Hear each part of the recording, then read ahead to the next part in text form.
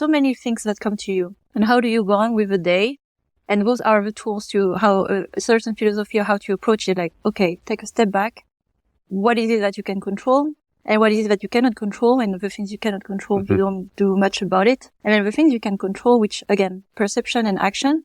And what do you decide to do? Hi, I am Sophie, and this is the Rise and Play podcast.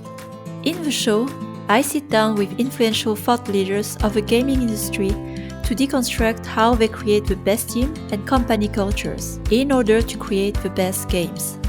Every episode brings actionable insight to improve your leadership, self-awareness, and emotional management skills. Because becoming a better leader starts with becoming a better human. So, are you ready to unlock your full potential in life and business? Let's begin. I'm very excited to tell you more about today's sponsor, Soulsten. I've been a big fan of Soulsten Mission since I met the founders in the early days. As a product manager, I believe in deeper player research at a human and psychological level, understanding the why of the players instead of relying solely on behavioral data. The player intelligence products offer the insights you need to create novel experiences in your segment, whether you're developing a new title or improving a live experience for millions of players. Soulsten AI-driven psychological insights provide a depth of player understanding that is impossible to achieve with surface-level metrics. Create more accurate product assumptions, accelerate development cycles, and improve marketing performance when you understand your players at a fundamental human level. Visit go.soulsten.io/riseandplay, that's SOLSTEN, for a demo and receive 30% off your first Soulsten engagement crafted to your studio's needs. Learn why EA, Supercell, Wooga, and more use Soulsten to create the best human-centric gaming experiences possible. Welcome, everybody, to Rise and Play podcast. I'm again a guest host in Sophie Vo's own podcast series. Thank you for having me. Sophie, welcome to your own podcast. Thanks to Miska for inviting me in my own podcast. And we leveled up since last time we met from my podcast. Yeah, last time with the ghetto setup in your apartment, I think we moved up quite significantly. I don't know which floor this is, but we're in Istanbul. The event is happening. So the Istanbul Google Deconstructor of Fun event is happening tomorrow. And since we're seeing each other again here, we work in two different studios. You work out of Berlin. I work in Helsinki. We see each other quite often. But we're like, let's record a podcast. Unlike the previous episode. So the first episode, I was like too prepared. I read a book for it. I was so nervous because you know so much. And the second, I basically just kind of, blinkist a little bit on a book and just more free-flowing. This one is going off the rails because I have not read a single book, and I'm coming in just coming in hot, like I don't know anything. But we're going to talk about Stoicism, which when I consider Stoicism, it means like you're this type of a leader that kind of oozes. Is that even a word? Kind of like that kind of radiates confidence and silent power. And I always think about, like, of course, Marcus Aurelius is a famous emperor of Rome who was like the founder of Stoicism to some extent. But I also, again, I hate to always bring back my military experience because I didn't spend that much time in military.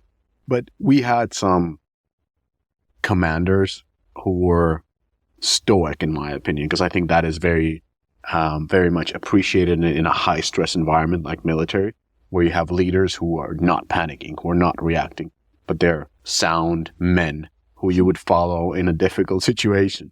So what the hell is Stoicism? Like how does that like reflect in business life? Yeah, where to start?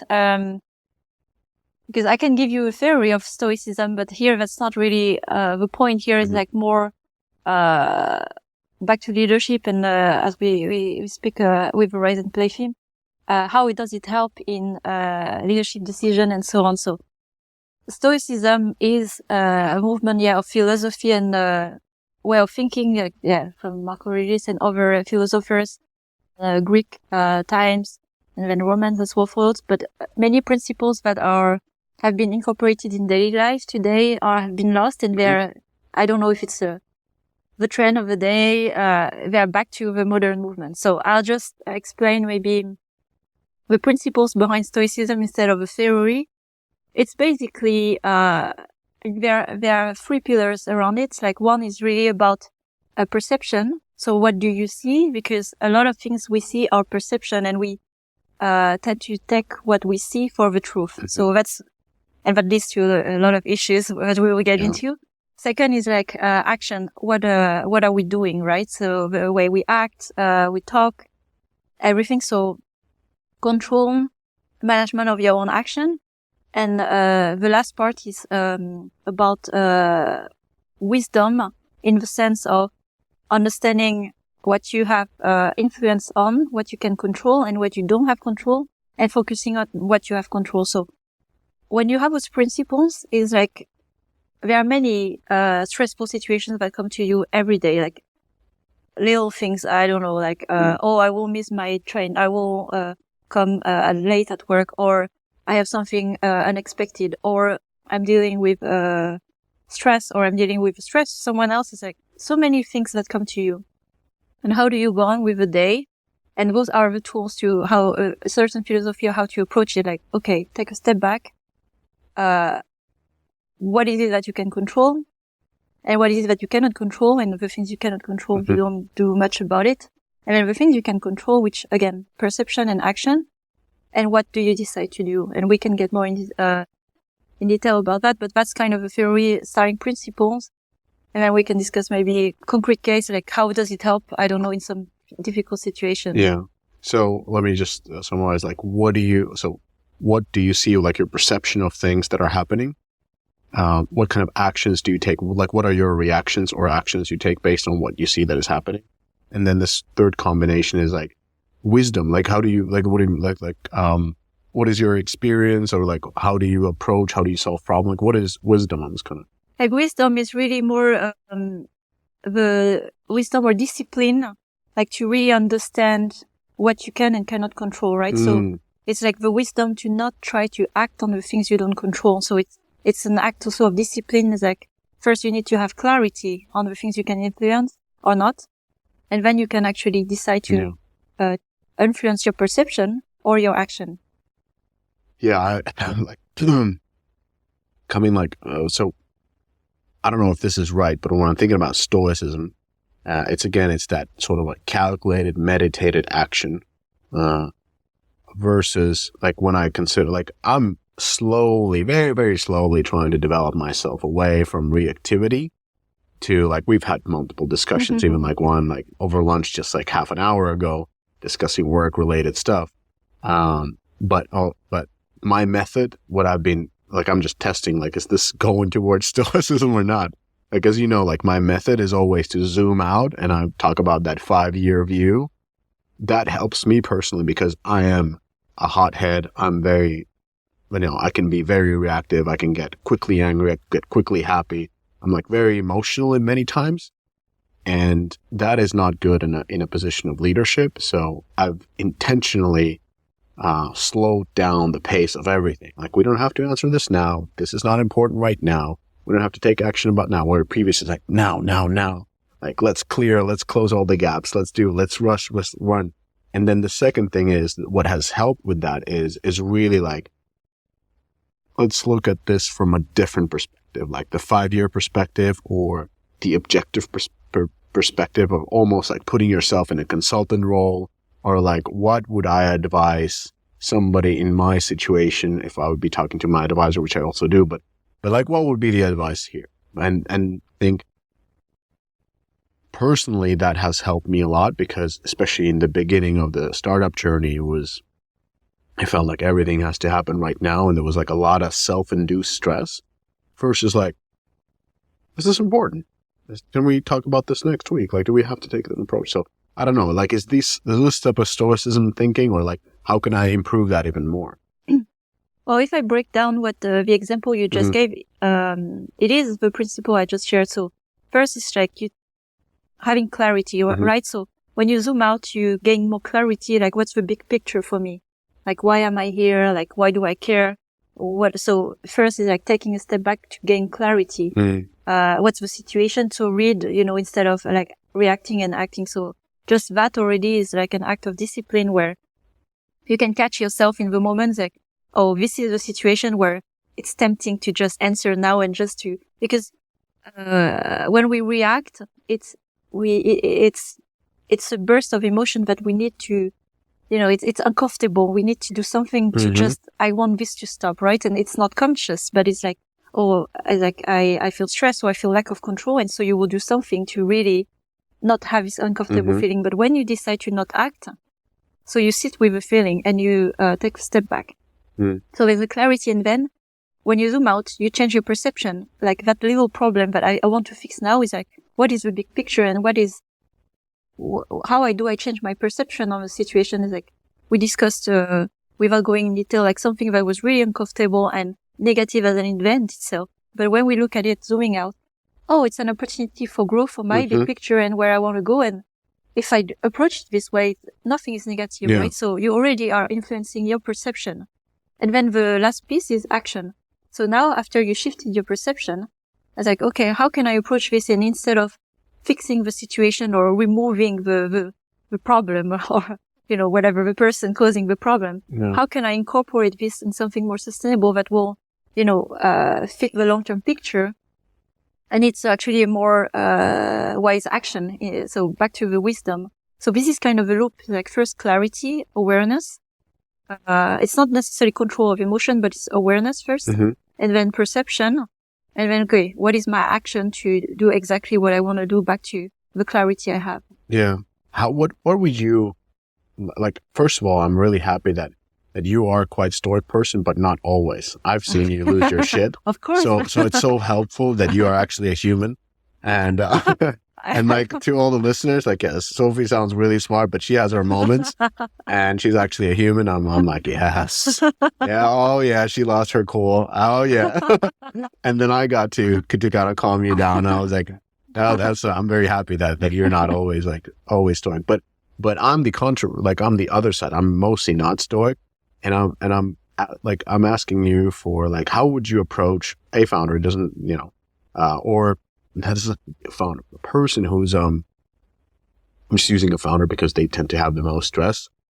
How would you approach that type of a person and help them to get out of this reactiveness? Because I remember, like, at the most, like, sort of like stressful times, my wife was telling me, like, compartmentalize or something like that. She was using this word. I'm like, I don't even know what the fuck that means. Like you don't understand all this shit that I'm going through. You're just telling me a difficult word.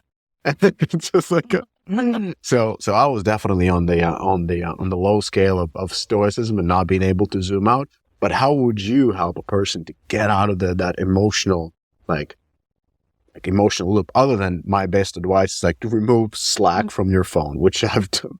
Like, I've had it for a year or so. That's already a good practice. Because it takes away reactivity. Yes. You're like, I didn't see the message. Yeah. And I had no idea.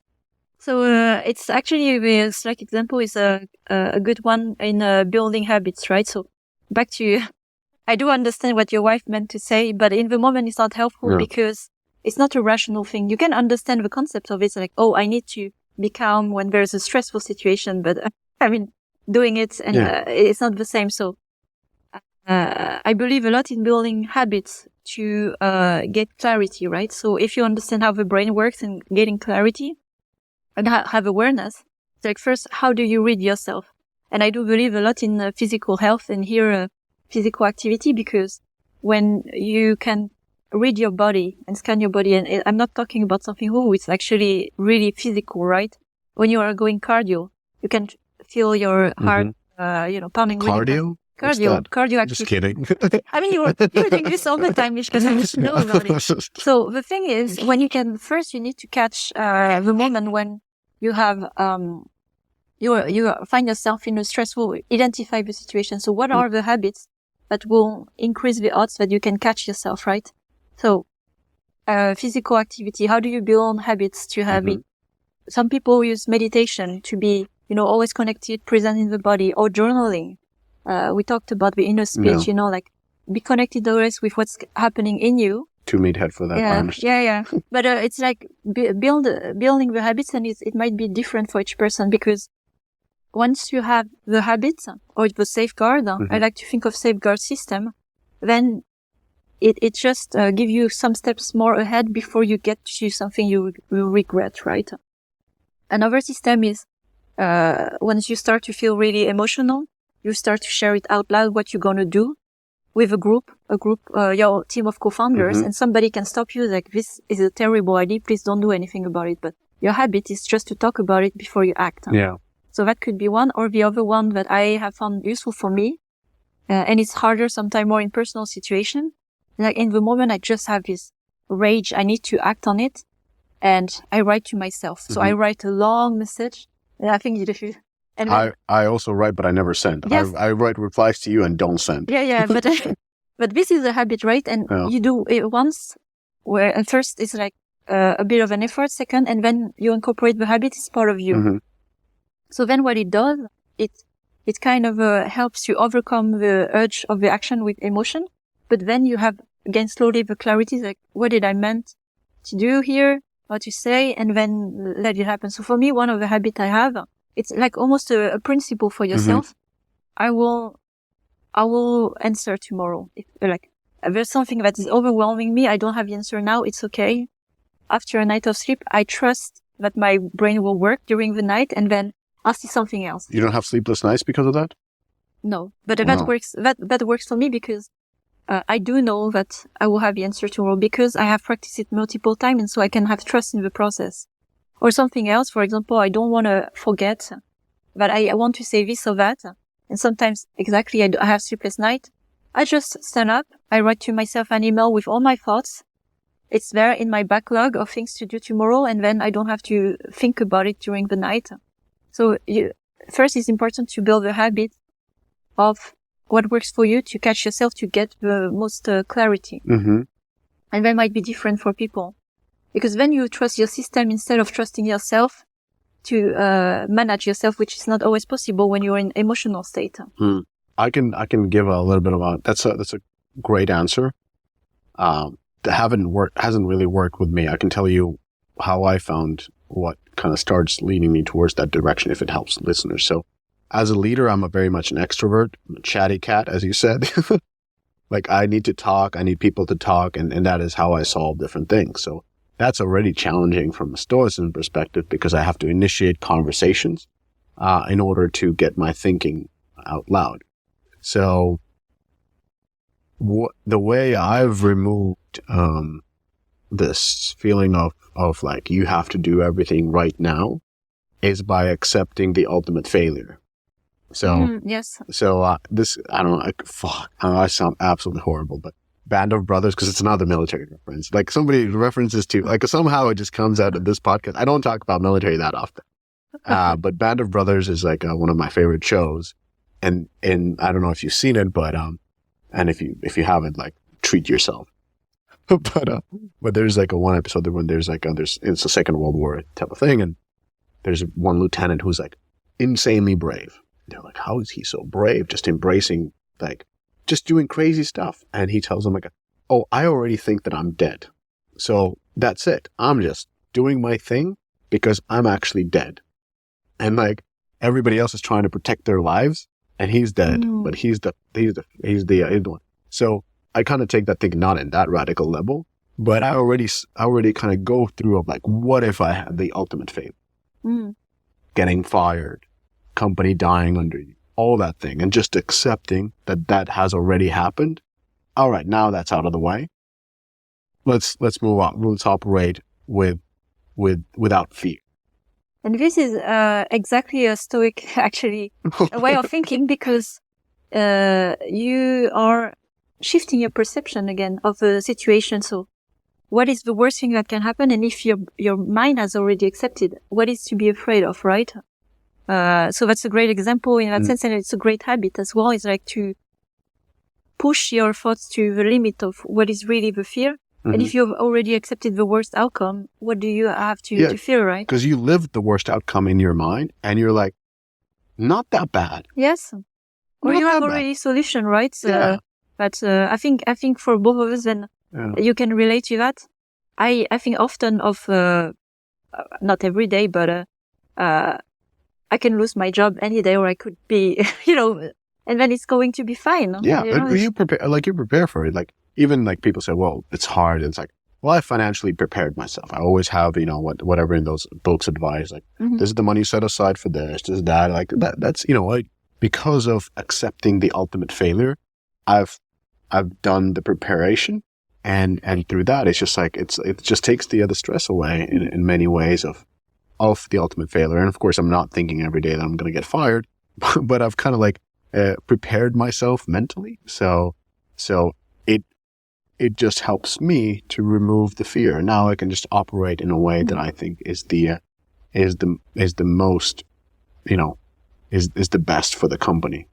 And it's a healthy way to approach as well when you are not, I don't remember which podcast we were talking about it, but having a fear-driven management is the worst, right? So all the decisions are around how can I protect myself? And so we can push even that one further when it comes to manage your fear. It's like, it's a identity. A lot of also things that are holding us back is like the fear of looking incompetent or being nobody or being seen as a failure, right? Yeah. So, one thing I would advise in this journaling exercise is like, and what if you were incompetent? Like, what can you do today to not be that person? Yeah, exactly. Or what if you are perceived as stupid? Is that because the fear we have to ourselves is also maybe based on some foundations, like work on it. What can you do if you have complex to go on stage because you cannot speak?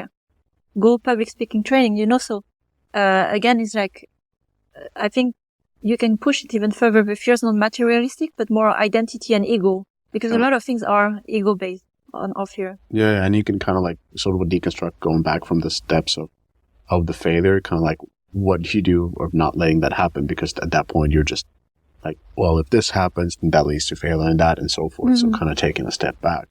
But what other ways would you advise somebody who's really getting in that emotional loop? Like let's be honest, like I remember I saw an ad for journaling. There was like, I even bought it. It was like for men, some kind of like a journaling thing. I have it. I've literally written like 2 pages and it's just looking at me and I was like, I don't have time to journal. It was like asking me, how do you feel today and how do you feel tomorrow and how you can be like all that kind of stuff. Somehow that just wasn't me. I can't do meditation.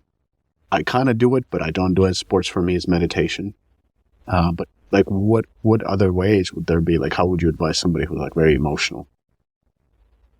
So, emotion, I see it, and it's interesting. I think it's more so a society, I don't know, trend, like where we don't incorporate emotions part of our life. It seems like, like almost like something that should be removed. It's like, oh, I feel angry. I should not feel angry. And so you are angry of being angry, or I'm sad of being sad, or I'm, it's like, so we add another layer of blame and shame of the emotion when we are feeling it. So again, it's through acceptance, like, okay, observe your feelings. Like, I'm sad. Why? It's like, well, because I don't know, somebody didn't value me today, or I'm really frustrated because that thing that I really wanted to happen, or that person I'm working with is just not, I don't know, collaborating or whatever. So I see an emotion is like a cloud.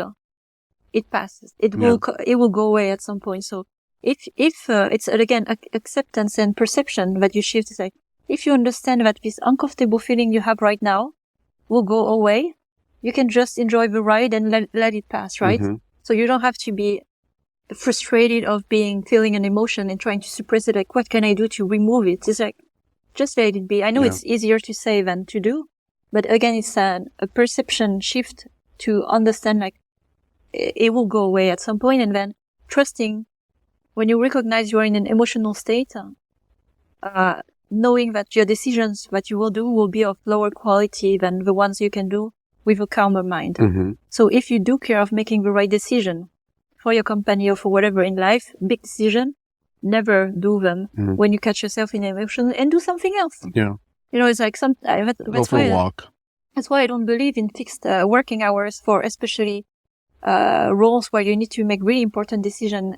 You won't have the best decision at 9 a.m. in the morning when you are forced to do it in this window. So time is on your side always. So it's better sometimes to postpone some decision. And that's maybe for founders in startup where we think every day counts, every hour counts. Yeah. No, your bad decision will have consequences in the next month or year sometime. So what is a week, to take a better decision than, like do it now and cover for the mistakes in the coming months. So postpone and then live with the emotion and do something else. Yeah. Not work. So we talked about like how you can control your own emotions, whether it's journaling, like whatever it is, like basically we're talking about like take away your focus from what you think you need to be reacting to. Just take it away and zoom out, do something else, journal, write, but don't react to it and come back to it later. But how do you work with people who are emotional? Like, how do you help them to get on the same kind of a level? So, acknowledging the emotion of the person you're talking to, because sometimes, you try to approach the thing rationally and then you have an emotion of the person. Aww. All right. How did we end up in a hotel room? So we got kicked out of that beautiful ballroom. A couple of Turks came in like, do you have a permission for marketing to film in this beautiful ballroom? No, we didn't. So we enjoyed our time on the high up, but we're now back now in Sophie's room because your room was the closest one from the top. So anyways, so backdrop has changed. This podcast is becoming very interesting. Like if somebody's probably, most of the people are probably listening, they're watching it on YouTube. You should watch it on YouTube. We just changed the scenery. But anyways, let's get back to the question that I had. And the question was, if you have somebody, so let's say like we would be mainly talking about how do you yourself control your own emotions? How do you step back? How do you zoom back?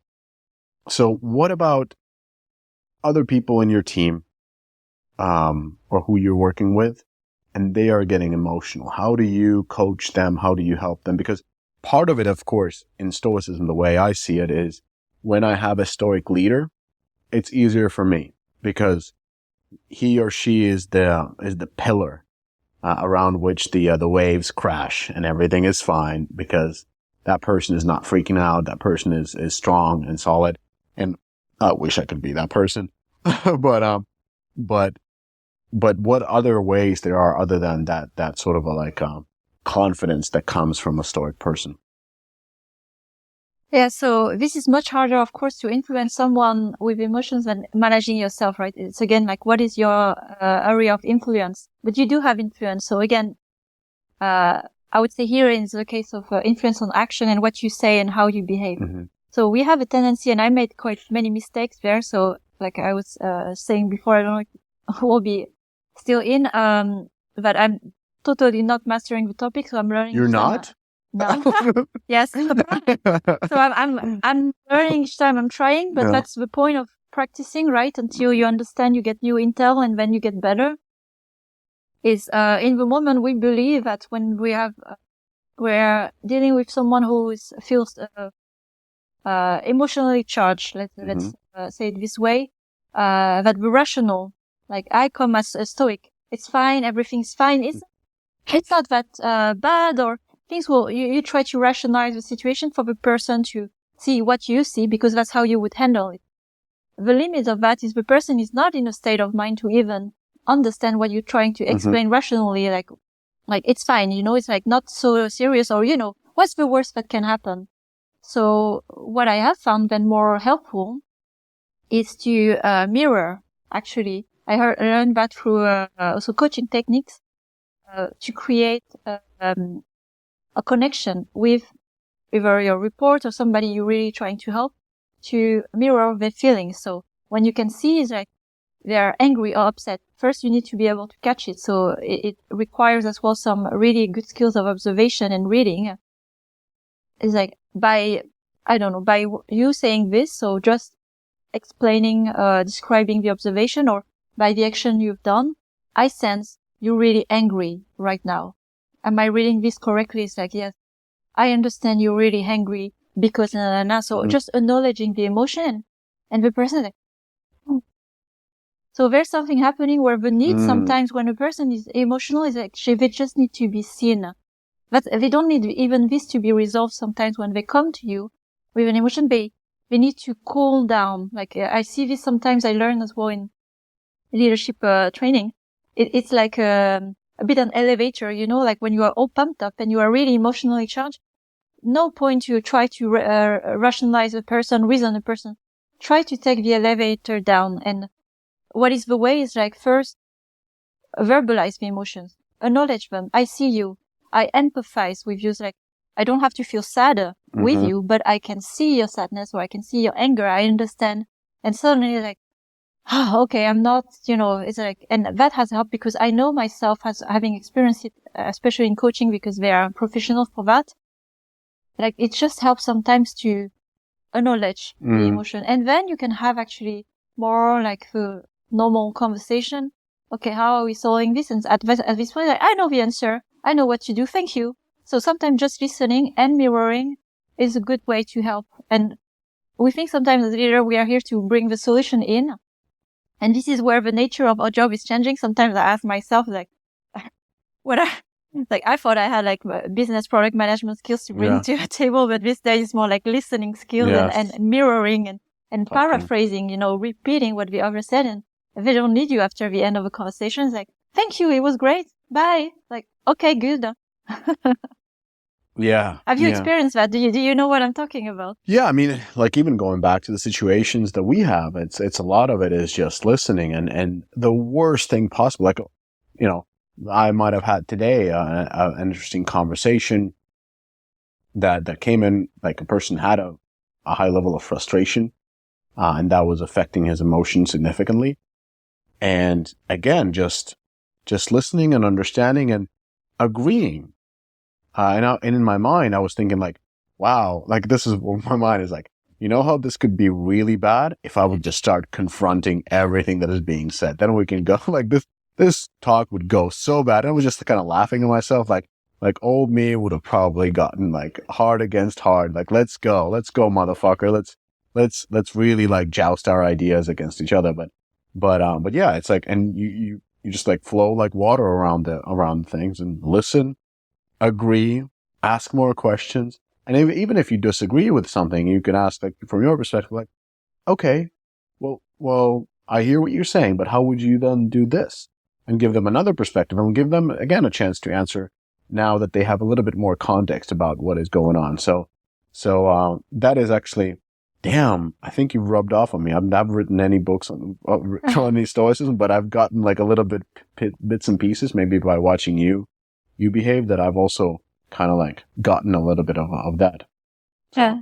But in the end, and you are doing it even yourself without, it's not, it doesn't matter how we call it, but it's in the end, it's like, don't act in the heat of emotion, right? Yes. And so how do you build the system for yourself to make sure that when you end up making, we are in position where we are making really important decisions and only few really matter that are changing the course of many things. And there are many decisions that are really small and not unimportant, right? So it's like, how do we work on our mind to really have clarity, what's important, what's unimportant, and what to react to and what not to react to, right? So that's where it's a practice all the time, like postpone decision. It's okay if it's not solved today, or exactly you want to help someone, like go against the natural instinct because it's our best enemy. Yes. Where, you know, we are not here to act and react. We are here to think well, you know, like what to do and what to not do sometimes. I have a question, like I was supposed to end up on that question, but I have actually another one. So what I've seen sometimes happen is a leader might take a victim mentality and almost to side in a convo, like, how do I put it? It's just like, you know, like, oh, I'm stressed too. I'm also overworked, or I'm also this and I'm also that, or I'm also suffering, kind of showing their humane side. And I don't know how to approach that. Like, I've never really had leaders that do that. And personally, in my personal perspective, like, I don't want my leader to be weak. You know what I mean? Cause like, if I'm having a hard time and you are weak, we're fucked. But like, maybe this is just my thinking, but I'm curious to get your perspective, because that doesn't sound like a Stoic approach. If I'm telling you that I'm having a hard time, and in reverse, you're telling me that you're having a hard time. and now we're both having a hard time. So instead of me getting help, I'm kind of helping you, and now we're both not feeling well. And I feel like that is a situation where you just spiral down. Mm-hmm. Before I answer the question, let's deconstruct one thing. What do you call weak as someone weak as a leader? Just so we understand the specific. I meant victim. Yeah. Okay. So one thing also, which I talk often about, and I've used, by the way, so to be clear, I've used that myself in the way of like, let's say I'm feeling very stressed, and I might tell you like, listen, I'm getting pressure from here and there and this, and it's like poor old me because I'm like having so much, and then the person I'm talking to gets now to carry part of my burden. Yes. And that is not the type of a relationship that I need to have with the people who I manage, where I make them carry part of my stress. So that is but I've seen that happening with others as well, where they feel like, oh, I'm going to embrace my like part of my side, but like my feminine side, and going to be like vulnerable, and I'm going to share my heart and open it up. And this is what I feel. And now, and I feel like sometimes people that do that, especially like, men, kind of feel like they're doing the right thing because they're finally talking about their feelings. They're doing everything that they've been taught, like, just let it go, just be vulnerable, be this. But it's like, yes, but maybe not in this concept of work. Like I understand in other concepts, in your relationships and everything, but in a work setting, you as a leader, I think you need to be strong because when the team around you is doubting or having anxiety or stress, you need to be the last one who's strong and not part of that you even fake it if you need to. Yeah, it's a tricky one because and okay, now I understand, and there are several points I agree on, and I will answer as well how to. So when you accept a position of leadership, especially what we expect from a leader these days, like the list is long, you are not held to the same standards as someone who's not a lead. So yes, there's a certain responsibility of the energy or the influence you give to others, right? So when you're feeling down, most of the time, don't be surprised if your team will be feeling down because they absorb a lot of your feelings. It's like parenting as well. If parents are stressed all the time, no surprise that kids are stressed, feel stressed. They absorb a lot of the emotions. So it's really important, again, to be aware when you are in a position of leadership that you are observed at every little corner for your action, what you say and how you appear, and even your energy. And then there's the reality, like we are humans, right? We have sometimes doubts. We have sometimes situation where we feel helpless and we just are stuck. We don't know where to go, right? So, I think to who you share is important.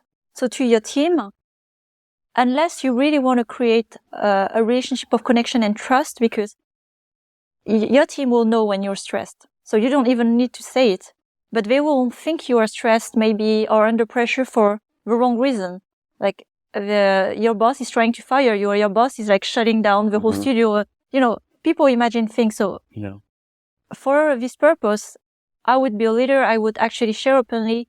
I've been under a lot of pressure because investors I'm having like investor meetings. We are discussing the future of the company. Nothing to worry about, but I would give transparency. So I would still be in control of the communication, but also acknowledge that I'm under pressure. I take responsibility for how I'm feeling. It's not on you, but then it gives you a context and explain that I'm not my normal self. So I think it's important to communicate it, but it's a very different way to communicate it to your team. And then your partner, you can be more vulnerable and say, I'm really stuck. It's like, I have really a down moment. And again, I believe a lot as a leader, you need to take responsibility for how you feel and how you act. That's the basis of Stoicism. You don't expect anyone to fix your issues. And with this mindset, when even you share vulnerability to share how you feel, it has a purpose more to either inform the other person or ask for help, but be clear what's the purpose, right? So if I come to you and say, and we have had this discussion, and I'm really happy how we are practicing this in this group. Hey, here, I feel overwhelmed. I'm going through this a lot and I'm asking your help. Or I just informing you that I'm overwhelmed and if that may affect my behavior or even like the way I talk. FYI, but I don't need help for now. It's just I need to go through this. And I see we have communicated like this in the team, and it's a healthy way to just give visibility. But at the end of the day, we don't blame another one to take responsibility for how we feel. We have to manage ourselves. And asking help sometimes as well is not putting it on your partners. Like, I'm going to ask for help externally for people who are professional who can help me, a coach or a therapist or whatever, right? I'm taking responsibility to get better. I'm not expecting someone to fix me just by sharing. Yeah. I think here it's, again, a mindset of taking responsibility for how you perceive things and how you feel in your action. Yeah. No one is responsible for it. Yeah. I agree. And I agree with you. It's just like this has kind of been something that has been on my mind, because a lot of the times when I talk to the same people who open up and who kind of share their burden with even people who report to them, when you ask them of like, what was the good leader? And they would say, well, this guy or gal was like sitting in the studio, headphones on, always accessible, but didn't really say anything. And you're like, exactly. And it's like, I didn't mean like didn't say anything, but only communicated methodically. Yeah, in a cold way. And not in a cold way, in a smiling way, in a good way, but methodically. Not like, and one person even said like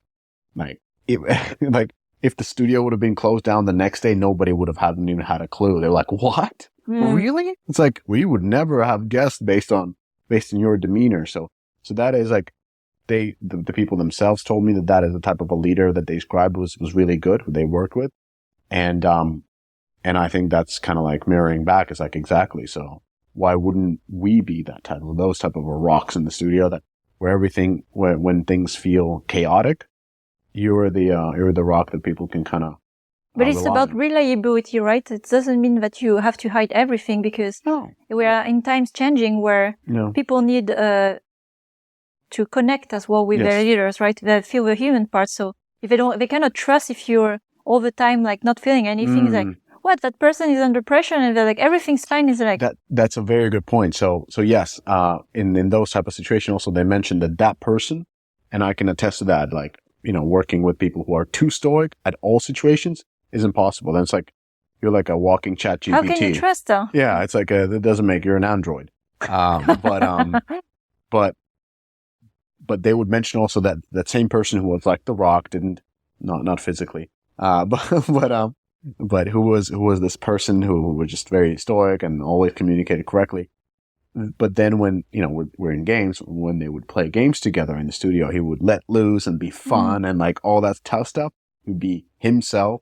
I actually had the leader as well like that, who were like all business, and then we would go and play FIFA together or NHL or whatnot, like games at the studio. And he would be funny and like truly show his persona. And it would be like all fun and games. And then he goes back to being him work self. Boom. Let's, you can always talk if you have any questions.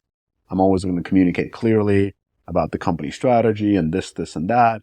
We can play games. We can have fun. But I'm never going to bitch you about my boss or what the company is going for, like how stressed I am about this and that. It's just like, feels like he's running the studio. Everything is great. He's really fun when we go for drinks. He's really fun when we play a game. But when he's on his computer or communicating, he's all about business.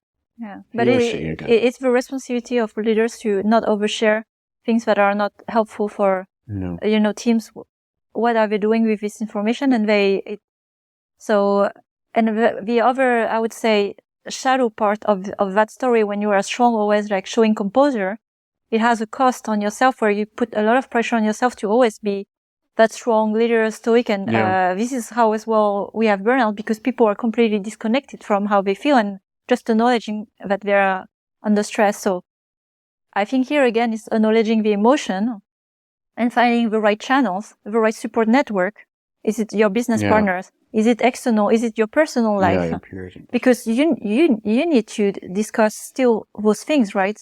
Like it's a type of stressful job, like dealing with, I don't know, complex human problems where you don't have the solution right away, or sometimes like, okay, shutting down the business, or you've not wasted many things that are at stake.